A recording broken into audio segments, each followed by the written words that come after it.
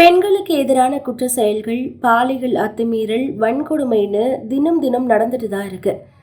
அந்த வகையில் இன்றைக்கு செய்தியில் வெளியான பல குற்ற செயல்கள் பற்றி தான் இன்னைக்கு நாம பார்க்க போறோம். சென்னை ஜாம்பஜார் பகுதியில் 80 வயது மூதாட்டியிடம் போதை ஆசாமி ஒருத்தர் பாலியல் அத்துமீறல்ல ஈடுபட்டிருக்காரு. வீட்டில் தனிமையில் இருந்த மூதாட்டிய குடி போதையில் இருந்த நாகராஜன் என்பவர் ஜன்னலை உடைச்சி தூங்கிட்டு இருந்த அந்த மூதாட்டியுடைய ஆடைகளை களைந்து பாலியல் அத்துமீறல்ல ஈடுபட்டிருக்காரு. சற்றும் எதிர்பாராத மூதாட்டி நாகராஜனோட பிடியில இருந்து தப்பிக்க முயன்றிருக்காங்க. அப்போ நாகராஜன் அவங்கள சரமாரியா தாக்கி இருக்காரு. பின்பு தப்பி ஓடி இருக்காரு.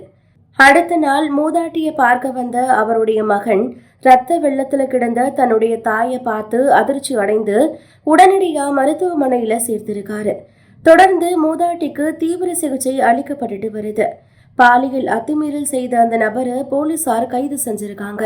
வீட்டுக்குள்ள இருந்த 80 வயது மூதாட்டிக்கு இந்த நிலைமையான யோசிக்கிறதுக்குள்ள பெங்களூர்ல தெருவுல நடந்து போயிட்டு இருந்த இளம் பெண்ணை பின்தொடர்ந்து சென்று அவங்களுடைய அந்தரங்க உறுப்புகளை பிடிச்சு அத்துமீறல்ல ஈடுபட்டு தப்பியோடிய காட்சிகள் வெளியாகி இப்போ பரபரப்பை ஏற்படுத்தி இருக்கு.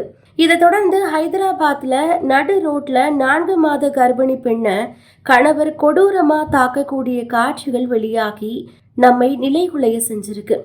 உயிருக்கு ஆபத்தான நிலையில அந்த கர்ப்பிணி பெண் இப்போ மருத்துவமனையில அனுமதிக்கப்பட்டிருக்காங்க. ஒரே நாள்ல இணையத்துல வெளியாகி இருக்க இந்த காட்சிகள் நம்முடைய மனதை பதைக்க வைக்கும் விதமா இருக்கு. அது மட்டும் இல்லாம நாட்டின் பல்வேறு இடங்கள்ல பெண்களுக்கு எதிராக நடந்திருக்கக்கூடிய இந்த பாலியல் அத்துமீறல், வன்கொடுமைகள் பெண்களுக்கான பாதுகாப்பை கேள்விக்குறியாக்கி இருக்குன்னே சொல்லலாம்.